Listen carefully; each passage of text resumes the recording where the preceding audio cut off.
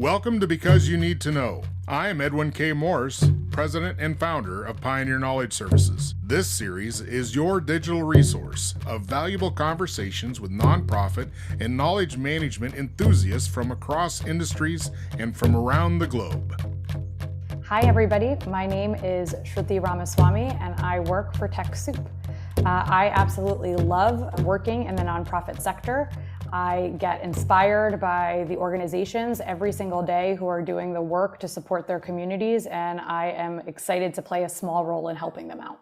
I live in Montclair, New Jersey. I grew up here on the Jersey Shore, and I love being on the East Coast. The most interesting thing near me is a little waterfall that is overlooking, and you can see the New York City skyline, so I absolutely love that. I envision a future that features more equity, more inclusion, and more people who have an opinion and a voice getting the opportunity to be able to be recognized and heard. I stay connected to people through technology and thousands of different applications. I think I mostly use WhatsApp. I use that fervently. I use it all day to keep in contact with my family members, with my friends, with different groups of people over time. From a professional perspective, I use LinkedIn religiously, as well as Chief, a platform for women networking. Did you say Chief? Mm-hmm. What is that? Chief is a platform for basically women in executive positions across all different industries. And the goal is really to support and have a community of women support each other in learning how to be professional executives and do more with the space that we have. Wow, that sounds empowering. Yeah, it's exciting. It's like a little community of practice / support group all in one. Yeah, and they have mentorship, they have really cool speakers that they bring in, and I've already met a lot of interesting people through it, so it's been great. So I get the idea of tech and soup, but when you put those two words together, what are we talking about and why do they exist? TechSoup is basically the melting pot of all of your technologies together that you can come and get. And soup is this comforting thing. And I'm hoping that TechSoup is a comforting thing for the nonprofits that we serve as well. But for us, what TechSoup is, we're a global nonprofit. We exist. Our mission is to support other charities around the world, around the sector, civil society actors in using technology to further their own mission. So our goal is really to help other nonprofits do what they do best in their communities. So when did that even start? TechSoup actually started as an organization called Compumenter in 1987. It was started in San Francisco, and Compumenter is like exactly what it was. It was there to help distribute like excess technology that existed with software companies to nonprofits who might need it. But you can't just throw software at somebody and say, okay, you can use it. So there was a mentorship involved and helping organizations understand the technology and learn how to use the technology so that they could leverage it in their own operations. And so that's how it started. What can a small nonprofit expect help with? A small nonprofit, you can come to TechSoup or any of our partner sites. We operate in every country around the world. We have partners that help do that. We have a TechSoup global network. When you do so, you come in and you register. Everything is for free. What we do is we understand who you are. We validate you as an organization, wherever jurisdiction that you are, and understand what offers you might be eligible for. When you come onto TechSoup, you can look and actually see a catalog of over 400 programs and corporate partners who have donated or provided discounted software solutions to nonprofits. So that might include completely donated products, that might be a significant discounted product that an organization is making available to you. And then on top of that, you'll also be able to see content to help you support and navigate decisions on what products that you'll need, events, webinars, video content, as well as support and services. So we'll also be able to provide you installation support or ongoing help desk support or managed services support. We try to provide a lot of tools to help organizations make that decision and understand how to navigate their own digital strategies. And that leads me to this one. What are the top 3 needs do you see in nonprofit dynamics? I mean, it's not just technology, is it? No. Not at all. I mean, we recently conducted a global survey, and one of the things that stood out was 1 in 8 nonprofits has the financial resource that's needed to implement their own digital strategy. Whoa. 1 out of 8? 1 out of 8 NGOs has the financial resources required to implement the strategies they say they need to succeed. Wow. access to resources is a huge thing. There is still a huge amount of barriers for nonprofits to be able to leverage technology to the place that they even want to.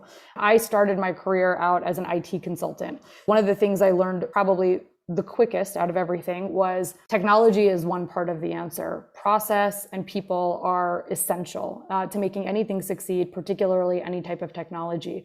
So as nonprofits are evolving and thinking about the new landscape of technology that's even out there, they have to think about all of the different resources that they need. How are they going to use the small funding that they have to be able to leverage that technology? And where is the technology actually going to be the most impactful for their own operations and volunteers, as well as the communities that they serve?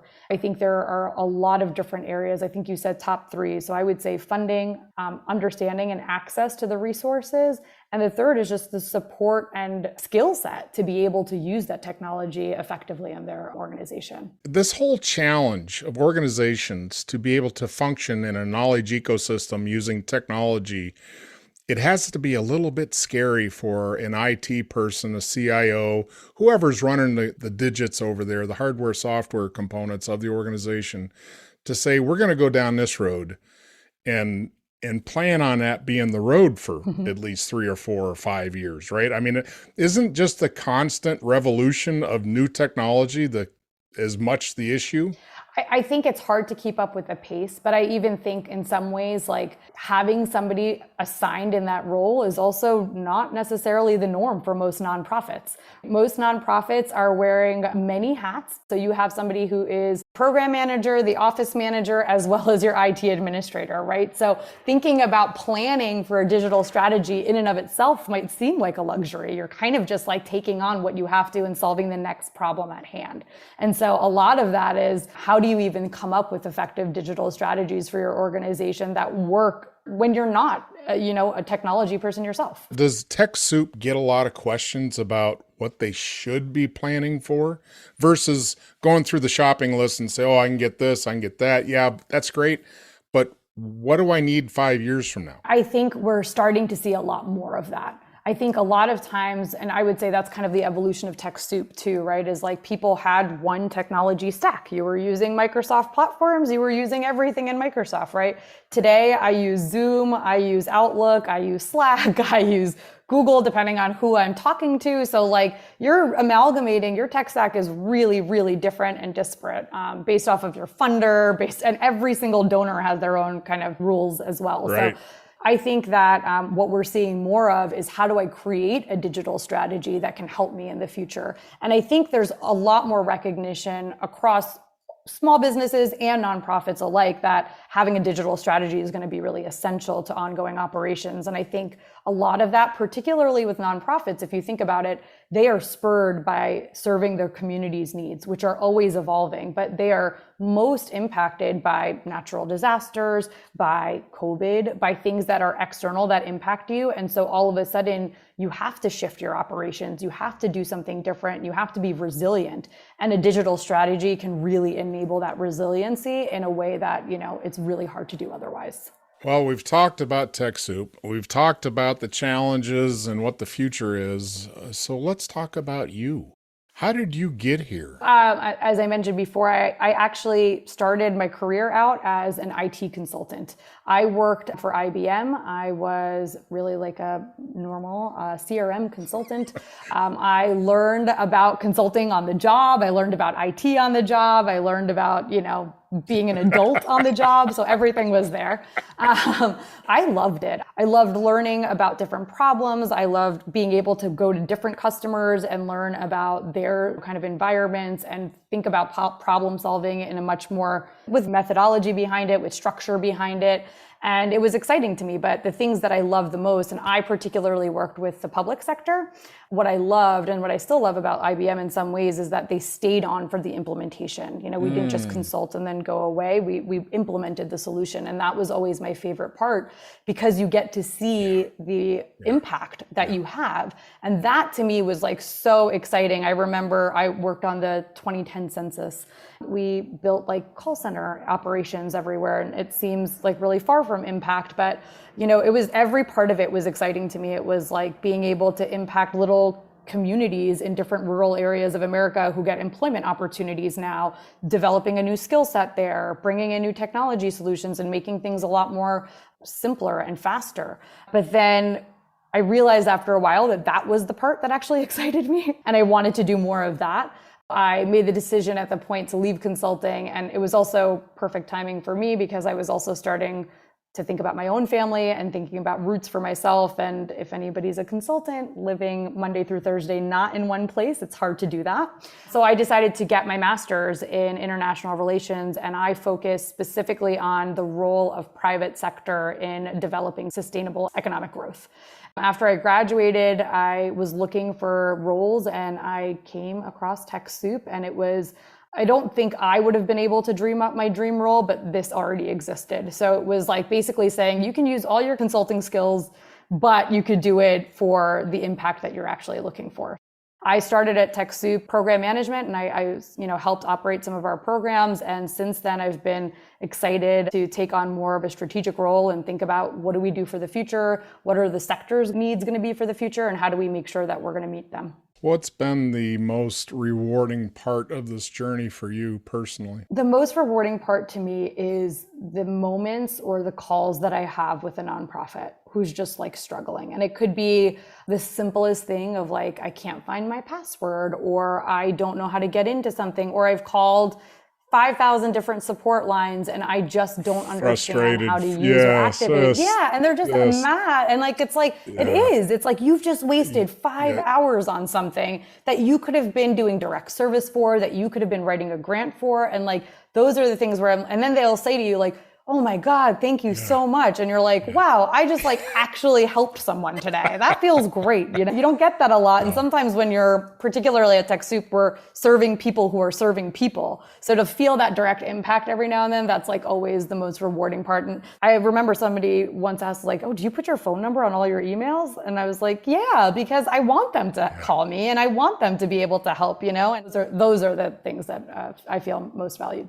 So what was the spark for you that helping people was important? Was that a childhood thing, or where did that come from? Did you have a mentor, a family member that showed you that that was important, or are you just born that way? You know, I wish I could say I was born that way because it would make parenting my children a lot easier and say it's not me.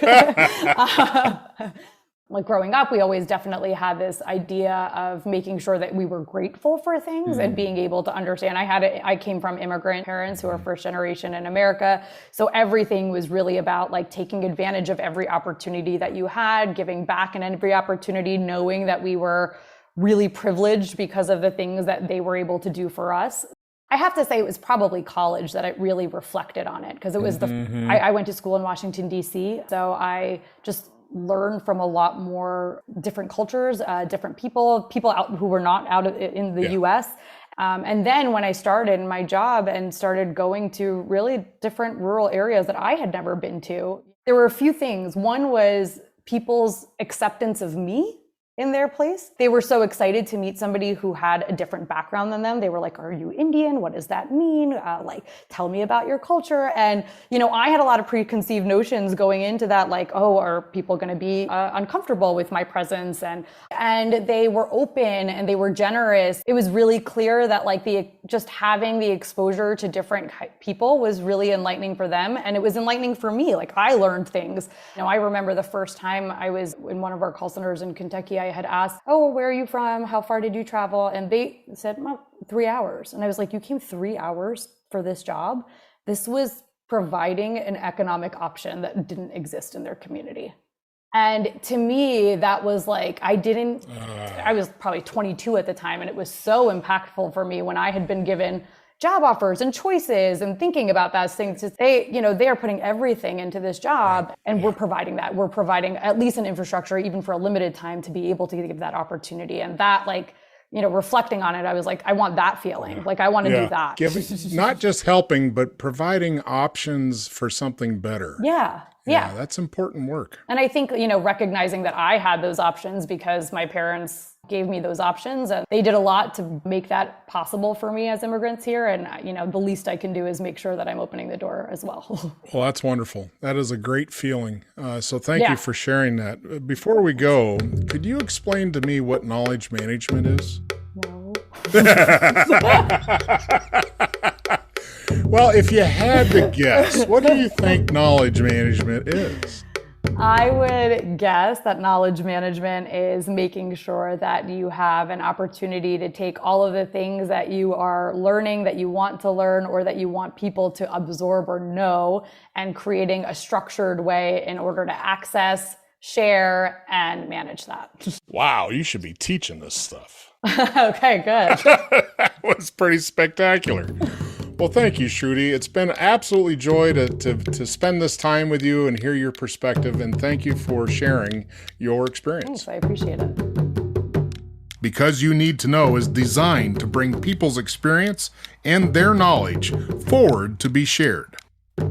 I'm Edwin K. Morris, and I thank you for joining in to listen to another conversation brought to you as a public service of Pioneer Knowledge Services, a nonprofit tax-exempt organization with a charitable knowledge management purpose. Find us online at pioneer-ks.org and add your voice to the conversation on Facebook.